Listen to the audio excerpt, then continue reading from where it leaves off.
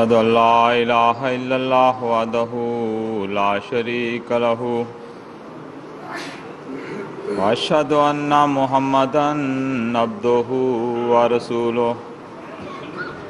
أما بعد فأعوذ بالله من الشيطان الرجيم بسم الله الرحمن الرحيم يا أيها الذين آمنوا أطيعوا الله وأطيعوا الرسول وأولي الأمر منكم۔ صاحب صدر و سامعین کرام،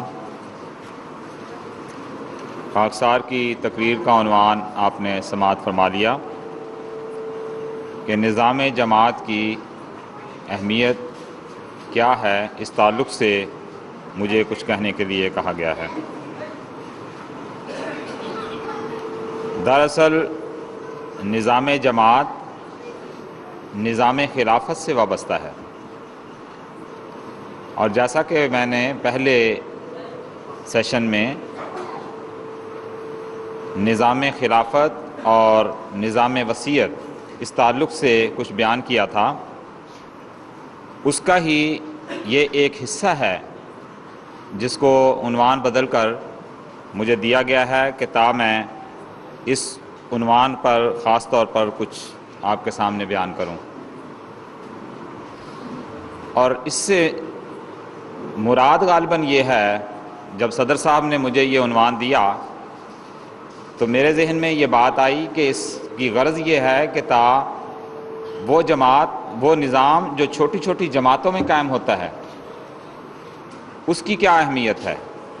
اس موضوع پر اس کو مد نظر رکھتے ہوئے میں کچھ بیان کروں۔ کیونکہ نظام جماعت کو اگر دیکھنا ہو تو نظام خلافت کے بغیر نظام جماعت کچھ ہے ہی نہیں، اور جہاں نظام جماعت کی بات آئے گی تو نظام خلافت اس سے پہلے ہے۔ خلیفہ کے بغیر تو نظام قائم ہی نہیں ہو سکتا۔ تو یہاں جو بات میرے سپرد کی گئی ہے کہ میں کچھ بیان کروں، وہ ایک چھوٹے نظام کے ساتھ تعلق رکھتی ہے، جو کہ چھوٹی چھوٹی جماعتوں میں نظام قائم ہوتے ہیں۔ وہ نظام کس طرح سے چلیں، ان نظاموں میں کہاں کہاں کمیاں واقع ہو جاتی ہیں، سکم پیدا ہو جاتے ہیں، کمزوریاں واقع ہو جاتی ہیں، تو اس عنوان کے تحت ہی میں آپ سے چند باتیں کروں گا۔ اللہ تعالیٰ نے قرآن کریم میں ایک بات بیان فرمائی ہے جو کہ سب مومنوں کو مخاطب کر کے وہ بیان کی ہے، اور اپنے اندر ایک حقیقت رکھتی ہے۔ خدا تعالیٰ قرآن کریم میں فرماتا ہے وَاعْتَصِمُوا بِحَبْلِ اللَّهِ جَمِيعًا وَلَا تَفَرَّقُوا، کیا لوگو تم اللہ کی رسی سے بندھ جاؤ، اس کو مضبوطی سے پکڑ لو اور الگ الگ نہ ہو جاؤ۔ وَاذْكُرُوا نِعْمَتَ اللَّهِ عَلَيْكُمْ، اور اللہ تعالیٰ کی اس نعمت کو یاد کرو جو اس نے تم پر کی تھی۔ وہ کیا نعمت تھی؟ اذ کنتم اعداء فالف بین قلوبکم فاصبحتم بنعمتہ اخوانا، کہ دیکھو تم ایک دوسرے کے دشمن تھے، اللہ تعالیٰ نے تمہارے دلوں میں محبت پیدا کر دی اور تم آپس میں بھائی بھائی ہو گئے۔ وَكُنْتُمْ عَلَىٰ شَفَا حُفْرَةٍ مِّنَ النَّارِ فَأَنْقَذَكُم مِّنْهَا، تم ایک آگ کے گڑھے کے اوپر کھڑے ہوئے تھے، بس میں نے تم کو اس سے بچا لیا۔ دراصل نظام جماعت اس آیت کے گرد گھومتا ہے، اور آن حضرت صلی اللہ علیہ وسلم کی وہ حدیث اس کی تشریح بیان کرتی ہے۔ آن حضور صلی اللہ علیہ وسلم نے فرمایا کہ میری مثال تو اس شخص کی طرح ہے کہ جس نے ایک جگہ آگ جلائی ہو، اور اس آگ میں جو پروانے ہیں جو اڑ اڑ کر آ کے گرتے ہیں، اور میں اس آگ کے قریب کھڑا ہوا ہوں اور میں ان کو بچانے کی کوشش کرتا ہوں تاکہ وہ اس آگ میں نہ جلیں۔ تو نظام جماعت میں جو شخص بھی کسی عہدے پر قائم ہو جائے، جس کو بھی اللہ تعالیٰ کوئی عہدہ عطا کرے، تو اس کا اول فرض یہ بن جاتا ہے کہ وہ اس جماعت میں آنے والی کمزوریوں کو، ان کمیوں کو دور کرے، اور جو لوگ اپنے آپ کو ہلاکت کے لیے اس آگ کی طرف پھیر رہے ہوتے ہیں، آگ کی طرف جا رہے ہوتے ہیں، ان کو وہ بچائے۔ یہ ہے کام اس کا جس کے سپرد کوئی ذمہ داری کی جاتی ہے، جس کو جماعتیں اپنا لیڈر منتخب کرتی ہیں، جس کو جماعتیں اپنا صدر بناتی ہیں، جس کو جماعتیں اپنے سیکٹریان بناتی ہیں، ان تمام لوگوں کا یہ فرض بن جاتا ہے قرآن کریم کی اس آیت کے مطابق اور آن حضرت صلی اللہ علیہ وسلم کی اس حدیث کے مطابق کہ وہ اس پوری جماعت کو جہاں کہیں کوئی رکھنا واقع ہو رہا ہے، جہاں کہیں کوئی کمزوری واقع ہو رہی ہے، جہاں سے ان کو یہ شک پڑ رہا ہے کہ یہ شخص اب گڑھے میں گر جائے گا، اس سے اس کو بچایا جائے۔ اور یہ اس وقت تک نہیں ہو سکتا جب تک کہ جماعت میں اطاعت کا مادہ نہ ہو۔ سب سے بڑی چیز اطاعت کا مادہ ہے، اور اللہ تعالیٰ نے اس اطاعت کے مادے کو جو کہ ایک انسان میں ہونا چاہیے قرآن کریم کی مختلف آیات میں بیان کیا ہے۔ ایک تو آیت جو میں نے پہلے پڑھی ہے اس میں اللہ تعالیٰ نے مومنوں کی ایک نشانی یہ بیان کی ہے کہ وہ اللہ کی اطاعت کرتے ہیں اور اس کے رسول کی اطاعت کرتے ہیں، اور جو اولو الامر ہیں جن کو بھی ان کے اوپر حاکم مقرر کر دیا جاتا ہے وہ ان کی بھی اطاعت کرتے ہیں۔ یہ جو اطاعت کا مادہ ہے جب تک یہ مومن میں پیدا نہیں ہوتا، جب تک یہ مومنوں میں اعلیٰ درجے پر اور کمال درجے تک نہیں پہنچ جاتا، اس وقت تک نظام جماعت میں بے اطمینانی پائی جاتی ہے اور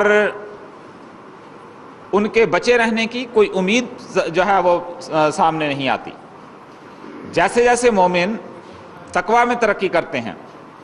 اطاعت کے مادے کو اپنے اندر شامل کرتے ہیں، داخل کرتے ہیں، تو اس کے نتیجہ میں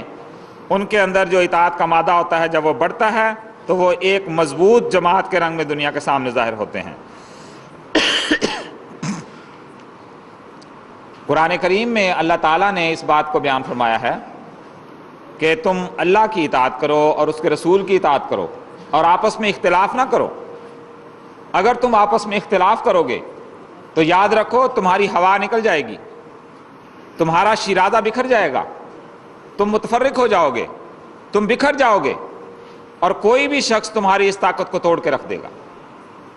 اور تم میں یہ سکت نہیں باقی رہے گی کہ تم پھر سے دوبارہ اس طاقت کو حاصل کر سکو۔ دیکھیں، مثالیں چھوٹی چھوٹی ہوتی ہیں لیکن اپنے اندر بڑی حکمت رکھتی ہیں۔ ایک مثال عام طور پر ہم نے بچپن میں پڑھی، آپ لوگوں نے بھی کئی دفعہ سنی ہوگی۔ کہتے ہیں کہ ایک کسان تھا، جب اس کی موت کا وقت قریب آیا تو اس نے اپنے بیٹوں کو بلایا، اور اس نے اپنے بیٹوں کو بلا کر یہ کہا کہ دیکھو یہ لکڑیوں کا ایک گٹھا ہے، تم اس کو توڑو۔ پہلے بڑے بیٹے کو دیا، اس نے زور لگایا، ان لکڑیوں کو توڑنے کی کوشش کی، وہ گٹھا نہیں ٹوٹا۔ اس کے بعد کہا دوسرے کو دے دو، دوسرے نے زور لگایا، پھر تیسرے نے لگایا، چوتھے نے لگایا، سب بچوں نے باری باری اس گٹھے کو توڑنے کے لیے زور لگایا، لیکن وہ گٹھا نہیں ٹوٹا۔ اس پر اس باپ نے کہا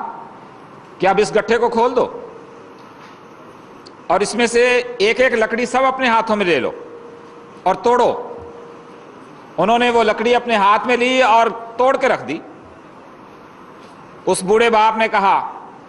کہ دیکھا بیٹو، جب تک تم اس گٹھے کی طرح سے اکٹھے رہو گے،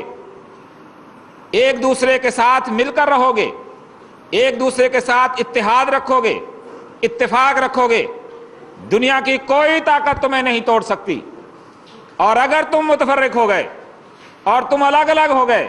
اس طرح سے جس طرح تم نے اس گٹھے کو کھول کر ایک ایک لکڑی الگ کر دی تھی، جس طرح تم نے اس لکڑی کو توڑ دیا، اسی طرح دنیا تمہیں توڑ کر رکھ دے گی اور تم کبھی مجتمع نہیں ہو سکو گے۔ اس لیے نظام جماعت ایک بہت بڑی اہمیت رکھتی ہے۔ اتحاد سب سے بڑی چیز ہے، اتفاق سب سے بڑی چیز ہے، اور یہ اتحاد اور اتفاق صرف اسی صورت میں انسان مومنوں میں داخل ہو سکتا ہے جب وہ فرما برداری اختیار کریں گے، جب وہ اولو الامر کی طرف سے خدا کی طرف سے، اس کے رسول کی طرف سے، اس کے خلیفہ کی طرف سے دیے گئے احکامات پر پوری طرح سے عامل ہوں گے اور ان پر عمل کریں گے، اسی صورت میں ہی وہ لوگ مجتمع رہ سکتے ہیں اور ایک نظام جماعت جو ہے وہ ہمیشہ قائم اور دائم رہ سکتا ہے۔ اطاعت کے نمونوں کا جہاں تک تعلق ہے، آن حضرت صلی اللہ علیہ وسلم کی زندگی میں ہمیں اطاعت کے ایسے ایسے نمونے نظر آتے ہیں کہ انسان کی عقل حیران ہو جاتی ہے کہ کیسے وہ لوگ تھے کہ ایک آواز پر اپنی جانیں تک لٹا دیتے تھے۔ اطاعت کا آپ اندازہ کریں کہ آن حضرت صلی اللہ علیہ وسلم پر جب یہ حکم نازل ہوا کہ شراب حرام قرار دے دی گئی، کہتے ہیں کہ ایک مجلس میں شراب کے خم چل رہے تھے، مٹکے رکھے ہوئے تھے، ایک اعلان کرنے والے نے باہر سے اعلان کیا کہ شراب جو ہے وہ حرام قرار دے دی گئی ہے، رسول کریم صلی اللہ علیہ وسلم کا حکم ہے۔ بدمست لوگ شراب میں اس وقت مدہوش پڑے ہوئے تھے، ایک شخص نے سنا کہ باہر سے ایک آواز آ رہی ہے کہ شراب حرام ہو گئی ہے، وہ اٹھا اور کہا کہ پہلے اس مٹکے کو توڑو جس میں شراب ہے، اس کے بعد میں کوئی بات کروں گا۔ کسی نے کہا بھئی پوچھ لو آواز سے آئی ہے وہ صحیح ہے یا نہیں؟ اس نے کہا یہ شراب تو پھر بھی مل جائے گی مگر اطاعت کا مادہ یہ ہے کہ پہلے اس مٹکے کو توڑا جائے، اور وہ اٹھے ہیں اور انہوں نے اس مٹکے کو توڑ دیا، اور اس وقت سے ان لوگوں میں جو کہ محمد مصطفیٰ صلی اللہ علیہ وسلم کے کامل غلام تھے اس شراب کو ہاتھ نہیں لگایا، اور اطاعت میں ان لوگوں نے ایسا حیرت انگیز نمونہ دنیا کے سامنے پیش کیا کہ اس کی مثال دنیا میں کسی اور قوم میں پیش نہیں کی جا سکتی۔ پھر اطاعت کی ایک مثال اور دیکھ لیں، آن حضرت صلی اللہ علیہ وسلم مسجد نبوی میں موجود تھے، آپ نے ان صحابہ کو جو مسجد میں بیٹھے ہوئے تھے انہیں حکم دیا بیٹھ جائیں۔ کہتے ہیں کہ اس وقت ایک صحابی مسجد کے باہر گلی میں آ رہے تھے، وہ آواز انہوں نے سنی اور وہ وہیں بیٹھ گئے اور رینگتے ہوئے چلنا شروع کر دیا انہوں نے۔ کسی صحابی نے دیکھا، کہا بھئی تمہیں کیا ہو گیا ہے تم ایسے رینگ رہے ہو؟ اس نے کہا کہ میں نے رسول کریم صلی اللہ علیہ وسلم کی آواز سنی ہے کہ بیٹھ جاؤ، اس لیے میں بیٹھ گیا ہوں۔ اس نے کہا کہ دیکھو مسجد کے اندر جو لوگ ہیں آپ نے ان کو کہا ہوگا کہ بیٹھ جاؤ۔ وہ صحابی کہتے ہیں کہ نہیں، یہ آواز میرے کان تک پہنچی ہے، یہ مجھے حکم ہے کہ بیٹھ جاؤ، یہ آواز جہاں جہاں پہنچے گی اور جس کان میں پڑے گی اس کے لیے یہ حکم ہے کہ وہ بیٹھ جائے، اس لیے میں بیٹھ گیا ہوں۔ یہ ہے وہ اطاعت جو حضرت محمد مصطفیٰ صلی اللہ علیہ وسلم نے اپنے غلاموں میں داخل کی تھی۔ آج اللہ تعالیٰ نے آپ لوگوں کو محمد مصطفیٰ صلی اللہ علیہ وسلم کی غلامی میں داخل کیا ہے۔ آج آپ لوگ اس مسیح موعود کی طرف منسوب ہوتے ہیں جس نے محمد مصطفیٰ صلی اللہ علیہ وسلم کا واسطہ دے کر تم کو ایک جماعت میں داخل کیا ہے۔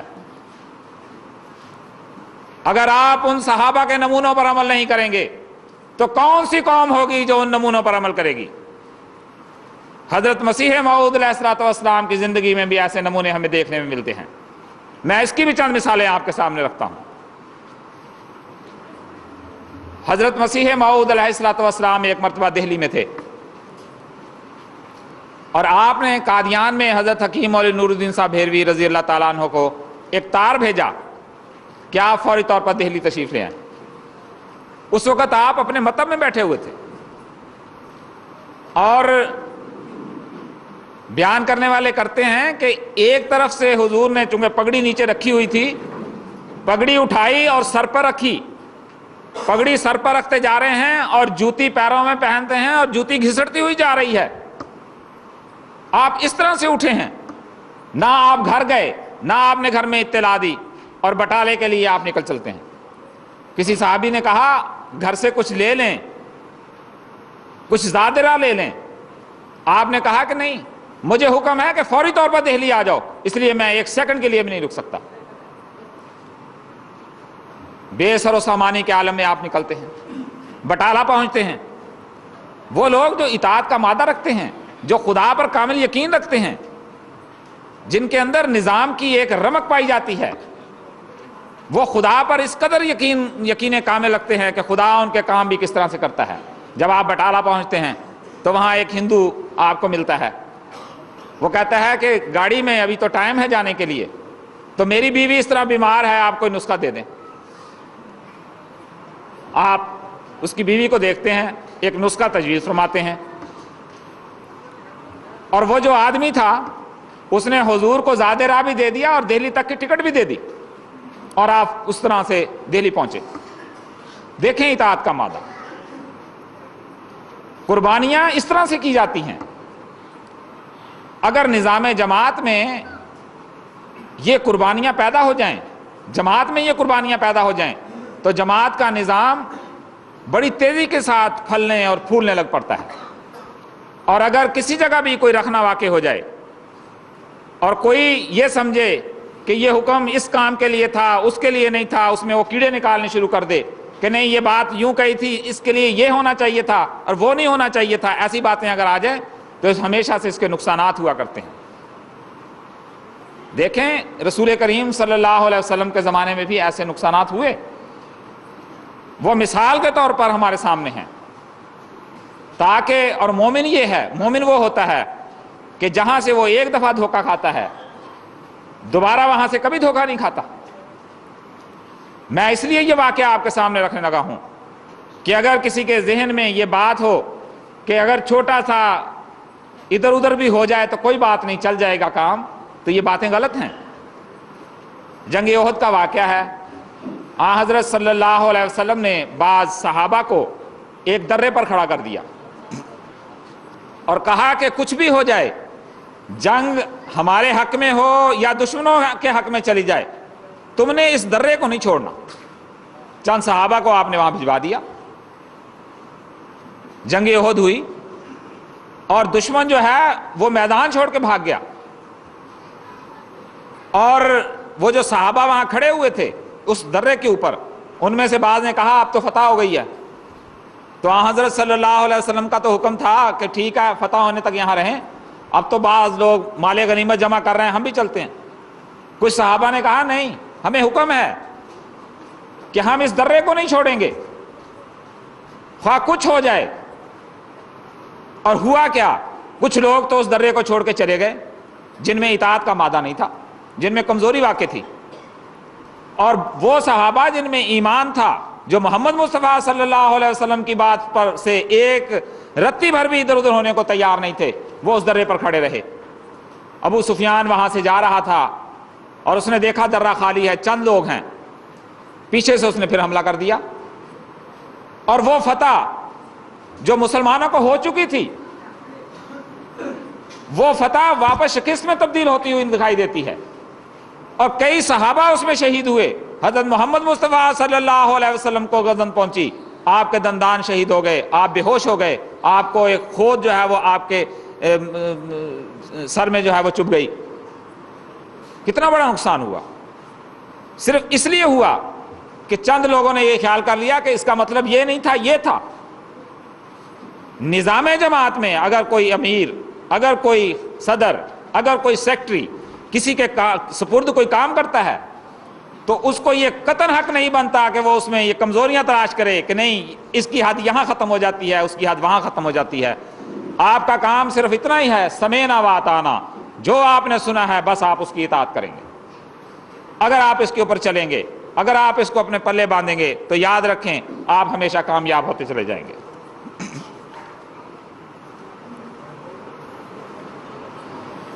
دیکھیں اگر اس نظام کو خدا تعالیٰ کی قدرت میں اگر ہم تلاش کریں تو ہمیں وہاں بھی یہ ایک ایسا مربوط بندھا ہوا نظام دکھائی دیتا ہے۔ اللہ تعالیٰ قرآن کریم میں فرماتا ہے وَسَخَّرَ لَكُمُ اللَّيْلَ وَالنَّهَارَ وَالشَّمْسَ وَالْقَمَرَ وَالنُّجُومُ مُسَخَّرَاتٌ بِأَمْرِهِ إِنَّ فِي ذَلِكَ لَآيَاتٍ لِقَوْمٍ يَعْقِلُونَ، کہ دیکھو ہم نے دن کو اور رات کو اور سورج کو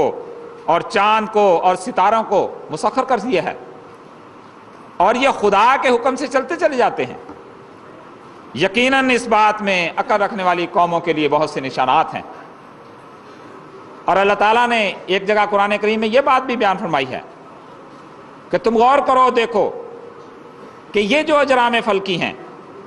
کیا یہ دوڑ بھاگ کر ایک دوسرے سے آگے نکل سکتے ہیں؟ کیا یہ اپنی رفتار کو چھوڑ سکتے ہیں؟ اگر یہ چھوڑ دیں تو سوچیں کہ کیا ہوگا۔ مثال کے طور پر اگر سورج اپنی جس رفتار سے اس وقت گھوم رہا ہے، گردش کر رہا ہے، وہ اپنی اس گردش میں کچھ تغیر پیدا کر دے، اور چاند اپنی گردش میں کچھ تغیر پیدا کر لے، سورج اپنے گردش میں، زمین اپنی گردش میں کچھ تغیر پیدا کر لے، تو کیا یہ اجرام فلکی ایک دوسرے سے ٹکرا نہ جائیں گے؟ کیا یہ سارا نظام درم برم نہ ہو جائے گا؟ کوئی ایک بھی اگر ان میں سے اپنے ایک سیکنڈ کے لیے بھی اپنی رفتار میں کوئی تبدیلی کرتا ہے تو سارا دنیا کا نظام جو ہے وہ بگڑ جائے گا.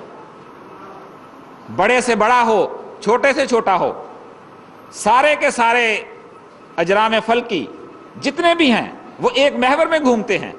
ایک رفتار سے گھومتے ہیں، جو ان کو حکم دیا گیا ہے اس پر وہ عمل کرتے ہیں. اگر ان میں سے کوئی ایک بھی اپنی مرضی سے ادھر ہو جائے تو یاد رکھیں کہ سارا نظام عالم جو ہے وہ ختم ہو سکتا ہے. بالکل یہی مثال ہے عقل مندوں کے لیے، عقل مند قوموں کے لیے، کہ خدا نے ان بڑی بڑی مثالوں کے ساتھ مومنوں کو یہ بات سمجھائی ہے کہ دیکھو اگر وہاں پر ایک ستارے کے ادھر ادھر ہو جانے سے، سورج اور چاند کی رفتار میں فرق پڑ جانے سے، جو وہ اپنی مرضی سے اگر وہ فرق ڈالتے ہیں، اگر اس نظام میں جو ہے وہ رکھنا پیدا ہو سکتا ہے اور تو بالا ہو سکتی ہے ساری زمین، سارے آسمان اور یہ ساری دنیا، تو یاد رکھو وہ نظام جو جماعتوں میں نظام قائم ہوتا ہے، اگر اس میں سے کوئی بڑا یا کوئی چھوٹا یا کوئی اس سے چھوٹا اس نظام میں سے اگر کوئی ایسی رخنہ اندازی کرتا ہے تو یاد رکھیں وہ نظام بھی اسی طرح سے ٹوٹ جایا کرتے ہیں جس طرح سے یہ بڑے بڑے نظام ٹوٹ سکتے ہیں. تو ہمارے لیے اللہ تعالیٰ نے سوچنے کے لیے یہ چیزیں بنائی ہیں. قرآن کریم کی ایک ایک آیت پر اگر ہم غور کریں گے تو ہمیں وہاں پر اس نظام کو سمجھنے کا بڑا آسان طریقہ معلوم ہو جائے گا، اور ہم سمجھ سکتے ہیں کہ یہ نظام جو جماعت میں قائم کیا جاتا ہے وہ کس طرح سے آگے بڑھ سکتا ہے اور چل سکتا ہے. پھر اللہ تعالیٰ قرآن کریم میں فرماتا ہے الم تری ان اللہ یسجد لہ من فی السماوات و من فی الارض والشمس والقمر والنجوم والجبال والشجر والدواب کثیر من الناس، کہ کیا تم لوگ یہ نہیں دیکھتے کہ یہ جو آسمان ہے اور زمین ہے اور سورج ہے اور چاند ہے اور ستارے ہیں اور پہاڑ ہیں اور یہ درخت ہیں اور یہ زمین پر رینگنے والے جو جانور ہیں اور بہت سے لوگ جو ہیں، یہ سارے کے سارے خدا کو سجدہ کر رہے ہیں. یہاں سجدہ کرنے سے کیا مراد ہے؟ یعنی خدا کے حکموں پر چل رہے ہیں، جو خدا نے ان کو حکم دیے ہیں اس کے اوپر وہ کامل ہیں. یہاں پر انسانوں کے لیے یہ بات بیان فرمائی ہے وَكَثِيرٌ مِّنَ النَّاسِ، لوگوں میں سے اکثر ہیں، سب نہیں ہیں. یہ بات اس لیے بیان کی گئی ہے کہ دیکھو اگر باقی سب چیزیں خدا کے حکم کے آگے سجدہ کر رہی ہیں، اس نظام میں بندھی ہوئی ہیں، اور بعض لوگ جو ہیں وہ بھی اس نظام میں بندھے ہوئے ہیں، تو جب تک بندھے رہیں گے یہ محفوظ رہیں گے اس نظام کی طرح سے جو خدا نے قدرت کا نظام دنیا میں جاری کیا ہے. اور جہاں دنیا کی اکثر آبادی، زیادہ لوگ اس نظام سے الگ ہو جائیں گے تو یہ نظام جو ہے وہ تتر بتر ہو جائے گا اور منتشر ہو جائے گا. اور اگر ہم اس نظام سے بندھے رہیں گے تو اللہ تعالیٰ نے اس میں بڑی برکتیں رکھی ہیں، اور ان برکتوں کو ہم آئے دن دیکھتے ہیں جو ہماری زندگیوں میں جاری ہوتی ہیں. اور دنیا میں ترقی کرنے کے لیے اس نظام کے ساتھ بندھے رہنا بہت ضروری ہے. مجھے ایک مثال یاد آتی ہے. کہتے ہیں کہ ایک مرتبہ ایک آدمی اپنے گھر سے نکلا اپنے بیوی بچوں کے ساتھ، اور اس نے ایک جنگل میں جا کے ایک درخت کے نیچے ڈیرا لگا لیا، اور ایک بیٹے کو اس نے کہا پانی لے کر آؤ، کسی کو کہا آگ لے کر آؤ، کسی کو کہا لکڑی لے کر آؤ، کسی کو کہا برتن لے کر آؤ، سب لے کر آ گئے. اس پر ایک پرندہ بیٹھا ہوا تھا. اس نے کہا کہ بھئی تم سب کچھ لے آئے گا، پکاؤ گے کیا؟ کھانے کو تو تمہارے پاس ہے کچھ نہیں، کیا کھاؤ گے؟ کہتے ہیں کہ اس نے کہا کہ ہم نے کیا کھانا ہے، تجھے پکڑیں گے کھائیں گے، اور ہم نے کیا کھانا ہے؟ اس پرندے نے کہا کہ ہاں تم میں یہ طاقت ہے، تم میں یہ سکت ہے کہ جس طرح تمہارے سارے بچوں نے اطاعت اور فرمانبرداری اختیار کی ہے اور سب چیزیں حاضر کر دی ہیں، تم لوگ مجھے ضرور پکڑو گے اور کھا لو گے، تم مجھے چھوڑ دو، میں تمہیں ایک خزانے کی خبر دیتا ہوں. کہتے ہیں کہ اس پرندے نے ان کو ایک خزانے کی خبر دی اور وہ خزانہ نکال کے واپس اپنے گاؤں کو چلے گئے. اسی گاؤں کا ایک اور آدمی بھی تھا. اس نے کہا کہ بھئی کیا بات ہے، بڑے تمہارے رنگ بدل گئے، کیا ہو گیا؟ انہوں نے بتایا بھئی یہ واقعہ ہوا۔ کہا اچھا۔ اگلے دن وہ بھی اپنے بیوی بچوں کو سب کو لے کے اسی درخت کے نیچے جا کے بیٹھ گئے۔ ایک بیٹے کو کہا جا بھی پانی لے کے آ، اس نے کہا ڈوب کے مرنا ہے۔ دوسرے کو کہا جا بھی لکڑی لے کے آ، کہنا کہ جل کے مرنا ہے۔ جس کو جو بات کہی جائے آگے سے وہ جواب دے دے۔ وہ پرندے نے ان کو کہا کہ بھئی تم اس طرح کرنے آئے ہو، کیا بات کیا ہے، تم کیا چاہتے ہو، کیا کرو گے، کھاؤ گے کیا، پیو گے کیا، اس طرح تم کھا پی سکتے ہو؟ اس نے کہا تجھے پکڑیں گے کھائیں گے۔ اس نے کہا جو تمہاری بات مانتے نہیں، جو تمہاری تابعداری میں نہیں، تمہاری ایک سن نہیں رہا، کیا تم مجھ کو پکڑ سکتے ہو؟ وہ جو پکڑنے والے تھے، جن میں ایک نظام تھا، جن میں ایک تنظیم تھی، جن میں ایک فرما برداری کا مادہ تھا، وہ تھے جو میرے سے کامیابی حاصل کر کے یہ خزانہ لے گئے ہیں، تمہیں یہاں سے کچھ ملنے والا نہیں ہے۔ تو یاد رکھو، وہ قومیں جو ایک نظام کے ساتھ چلتی ہیں، اطاعت و فرما برداری کے ساتھ چلتی ہیں، وہ دنیا میں خزانوں کی مالک بنائی جاتی ہیں، اور وہ قومیں جو اطاعت اور فرما برداری کو چھوڑتی ہیں، وہ خزانے جو ان کے پاس ہوتے ہیں وہ بھی ان سے چھین لیے جاتے ہیں، اور دوسری قومیں ان سے چھین کر لے جاتی ہیں۔ حضرت خلیفۃ المسیح ثانی رضی اللہ تعالیٰ عنہ کے زمانے کے ایک دو واقعات میں آپ کے سامنے رکھتا ہوں۔ ملکانہ میں جس وقت شدی کی تحریک ہوئی ہے، اس وقت ہندوؤں نے بہت سے مسلمانوں کو ہندو بنانا شروع کر دیا شدی کے نام سے۔ حضرت خلیفۃ المسیح ثانی رضی اللہ تعالیٰ عنہ کو جب اس بات کا علم ہوا تو آپ نے جماعت میں تحریک کی کہ اس علاقے میں کام کرنے کے لیے لوگ اپنے آپ کو وقف کریں، اور وقف ایسے لوگ کریں جو پڑھے لکھے ہیں۔ تو اس وقت بڑے بڑے لوگوں نے اپنے آپ کو وقف کیا، کوئی ڈاکٹر تھا، کوئی انجینئر تھا، کوئی پروفیسر تھا، اور آپ نے ان کو بھجوا دیا کہ جاؤ اس ملکانہ کے علاقے میں چلے جاؤ، اور ملکانہ کے علاقے میں آپ جا کے دیکھیں، تھوڑی سی کھیتی ہوتی ہے، گرمی والی جگہ ہے، کھانے پینے کے وہاں کوئی اتنے اچھے سامان نہیں، دیہات کا علاقہ ہے، اور وہ لوگ جو اچھا کھاتے تھے، اچھے گھروں کے لوگ تھے، حضرت خلیفۃ المسیح ثانی رضی اللہ تعالیٰ عنہ کی آواز پر لبیک کہتے ہوئے وہاں چلے گئے۔ اور جب وہاں پر جا کر ان لوگوں نے کام کیا تو ہندو تنظیمیں اس کام سے بڑی خوفزدہ ہو گئیں کہ یہ کیا ہو گیا ہے۔ تو انہوں نے مسلمان لیڈروں کو جمع کیا، انہوں نے کہا کہ دیکھو بھئی، آؤ ہم ایک میٹنگ کرتے ہیں، معاہدہ کر لیتے ہیں کہ تم بھی اپنا کام بند کر دو، ہم بھی اپنا کام بند کر دیتے ہیں۔ سب تنظیموں کو بلا لیا، اور مسلمان تنظیمیں تھیں چلی گئیں، دہلی پہنچ گئیں، میٹنگ ہونے لگی۔ ہندو تنظیموں کو لیڈروں نے کہا کہ بھئی تم آئے ہو ہم سے معاہدہ کرنے کے لیے، جو تنظیم وہاں کام کر رہی ہے اس کا تو یہاں نمائندہ ہی کوئی نہیں، ہم کس سے معاہدہ کریں؟ تو وہ لوگ اس وقت بڑے سٹ پٹائے، اور حضرت خلیفۃ المسیح ثانی رضی اللہ تعالیٰ عنہ نے اس وقت یہ بات بیان فرمائی کہ تم بھی اپنا کام کرو اور ہم بھی اپنا کام کرتے ہیں۔ تو دیکھیں وہ کام جو دوسرے مسلمانوں سے نہیں ہو رہا تھا، حالانکہ وہ مسلمانوں کے وہاں پر اڈے موجود تھے، دیوبند ہے، دارالعلوم دیوبند ہے، پھر مظاہر العلوم وہاں پر ہے، باقی بھی مدرسے ہیں، بڑے بڑے مدرسے وہاں قائم ہو چکے تھے، علماء وہاں موجود تھے، مگر ان سے وہ کام نہیں ہوا۔ لیکن حضرت خلیفۃ المسیح ثانی رضی اللہ تعالیٰ نے جب نظام کے ساتھ، جماعت کے ساتھ جو لوگ منسلک تھے ان کو وہاں بھجوایا تو بڑی بڑی جو تنظیمیں تھیں وہ پریشان ہو گئی اور گھبرا گئیں، اور انہوں نے کہا ہم سے معاہدے کر لو۔ ان لوگوں نے قربانیاں کی ہیں، اور جب تک قربانی کی عادت نہیں پڑے گی، جب تک اطاعت کا مادہ نہیں پیدا ہوگا، اس وقت تک ہم لوگ دنیا میں کامیاب نہیں ہو سکتے۔ میں ایک مثال آپ کو قادیان کی دینا چاہتا ہوں، آپ میں سے بہت سے ہوں گے جن کو ان باتوں کا علم نہیں۔ آپ کو معلوم ہوگا کہ قادیان میں جب پارٹیشن ہوئی ہے تو اس وقت حضرت خلیفۃ المسیح ثانی رضی اللہ تعالیٰ عنہ نے 313 لوگوں کے وہاں ٹھہرنے کی اجازت جو ہے وہ گورنمنٹ سے لی تھی، اور وہ درویش کہلائے جو وہاں پر ٹھہرے۔ اور جب حضرت خلیفۃ المسیح ثانی رضی اللہ تعالیٰ عنہ نے اس کی تحریک فرمائی کہ مرکز کی حفاظت کے لیے قادیان لوگ پہنچیں، تو دور دراز کے علاقوں سے لوگ وہاں پہنچ گئے تھے کہ ہم قادیان کی حفاظت کے لیے پہنچیں، لیکن اس میں سے انتخاب ہوا۔ اب آپ دیکھیں کہ جن لوگوں کا انتخاب ہوتا ہے اور وہ وہاں پر جو ٹھہرتے ہیں وہ کس جوش اور جذبے کے ساتھ ٹھہرتے ہیں۔ آپ یہ خیال نہ کریں کہ وہ کوئی بالکل فقیر تھے، ننگے تھے، ان کے پاس کچھ نہیں تھا، وہ مالی استطاعت نہیں رکھتے تھے۔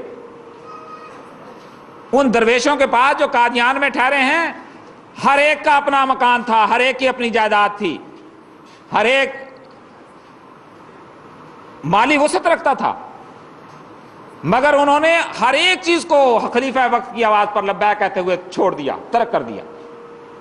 میں زیادہ مثالیں نہ دیتا ہوا، میں خود اپنی مثال دیتا ہوں۔ ہمارے دادا کا مکان قادیان میں موجود تھا، اور بھی کئی درویش ہیں، قریب ہی ننگل ہے، ننگل گاؤں ہے، اور کئی ننگل کے آدمی جو ہیں وہ قادیان میں موجود ہیں، ان کی وہاں جائیدادیں تھیں، ان کی زمینیں تھیں، وہ چاہتے تو اپنی زمینوں اور جائیدادوں کے مالک رہ سکتے تھے، مگر مرکز کی حفاظت کے لیے وہ اپنی زمینوں اور جائیدادوں کو چھوڑ کر قادیان کے اس محلہ میں آگے بیٹھ گئے اور اپنی جائیدادوں کی طرف انہوں نے رخ نہیں کیا۔ کس کی خاطر؟ اس خلیفہ وقت کی ایک آواز کی خاطر ہزاروں اور لاکھوں روپے کی جائیدادیں انہوں نے چھوڑ دی، اور آج تک کبھی ان لوگوں کو افسوس نہیں ہوا کہ ہم نے اپنی جائیدادوں کو چھوڑا ہے۔ آخر یہ کون سا جذبہ تھا؟ یہ اطاعت کا جذبہ تھا، یہ وہ روح تھی جو ان میں حضرت خلیفۃ المسیح ثانی رضی اللہ تعالیٰ عنہ نے پیدا کی تھی، یہ وہ روح تھی جس کو حضرت مسیح موعود علیہ السلام پیدا کرنا چاہتے تھے، یہ وہ روح تھی جو محمد مصطفیٰ صلی اللہ علیہ وسلم کے غلاموں میں پیدا ہوئی تھی، اور بعد میں آپ نے حضرت مسیح موعود علیہ السلام کے غلاموں میں پیدا ہوتی ہوئی دیکھی۔ بس اس لحاظ سے میں آپ کو یہ بات کی طرف توجہ دلانا چاہتا ہوں کہ اگر آپ دنیا میں ترقی کرنا چاہتے ہیں، اگر آپ دنیا میں باقی لوگوں کے بالمقابل مضبوط ہونا چاہتے ہیں، تو آپ کو ہر ایک کی فرمانبرداری اختیار کرنی پڑے گی، آپ کو نظام جماعت کے ساتھ مضبوط ہونا پڑے گا، خواہ وہ نظام چھوٹا ہو یا بڑا ہو، جو بھی آپ کے اوپر حاکم مقرر کیا جائے اس کی ہر ایک بات پر لبیک کہنا یہ آپ کی ذمہ داری ہے۔ آن حضرت صلی اللہ علیہ وسلم نے فرمایا ہے، آپ فرماتے ہیں کہ تمہارے اوپر جو بھی حاکم مقرر کیا جائے،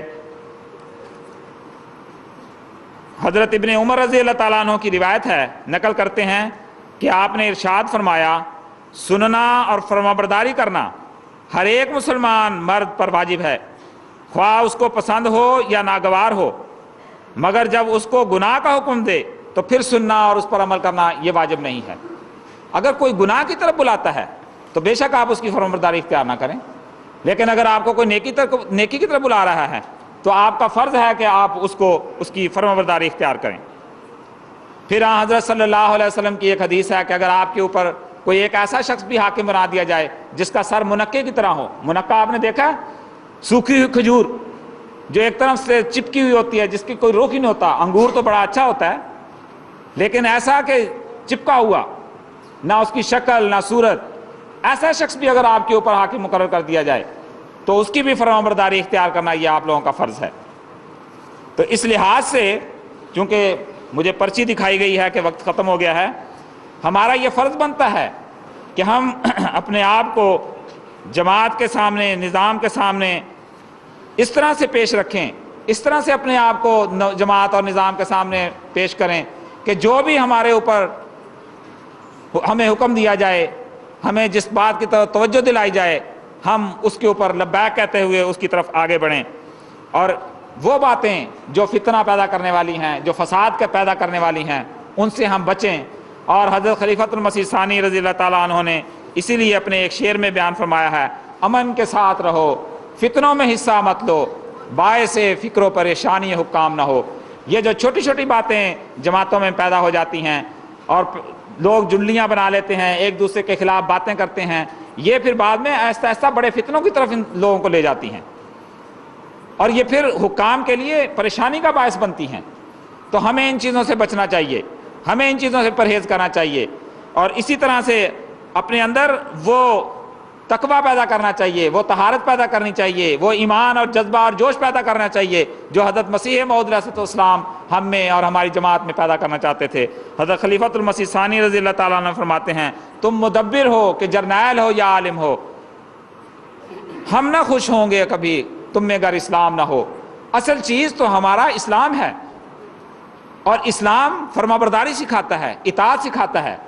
اور ایک نظام کے ساتھ بندھے رہنا ہمیں سکھاتا ہے۔ تو اس لحاظ سے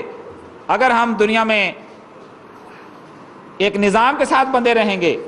تو دنیا کی کوئی طاقت ہمارا کچھ بگاڑ نہیں سکے گی، اور اگر ہم آپس میں اختلاف کریں گے، اگر ہم اپنے بزرگوں کی باتوں پر عمل نہیں کریں گے، اگر ہم اپنے اولو الامر کی باتوں پر عمل نہیں کریں گے، ان کی باتوں کو نہیں سنیں گے، تو یاد رکھیں جس طرح دوسری قومیں ہمیشہ سے کمزوروں کو لتاڑ دیا کرتی ہیں، ان کو نیست و نابود کر دیا کرتی ہیں، وہی حال جو ہے ان قوموں کا ہو جاتا ہے جو اپنے اولو الامر کی باتوں کو نہیں سنتے۔ اللہ تعالی ہمیشہ ہمیں ایسی باتوں پر عمل کرنے کی توفیق عطا کرے کہ جن پر ہم چلتے ہوئے ایک مضبوط نظام کو دنیا کے سامنے پیش کرنے والے ہوں، اور وہ نظام دن رات ترقی کرتا چلا جائے اور ایسا ترقی کرے کہ دنیا دیکھے اور ہماری زندگیوں میں دیکھے کہ اسلام جو ہے وہ ساری دنیا پر غالب ہو چکا ہے، اور اسلام جو ہے وہ ساری دنیا پر فتح یاب ہو چکا ہے۔ اللہ کرے کہ ہم لوگ اس تنظیم کے ساتھ، جس تنظیم میں اور جس نظام میں حضرت مسیح موعود علیہ السلام اور خلفاء ہمیں باندھنا چاہتے ہیں، ہم بندے رہیں اور اس کے برکتوں سے ہم فائدہ حاصل کرنے والے ہوں۔ وآخر دعوانا الحمدللہ رب العالمین۔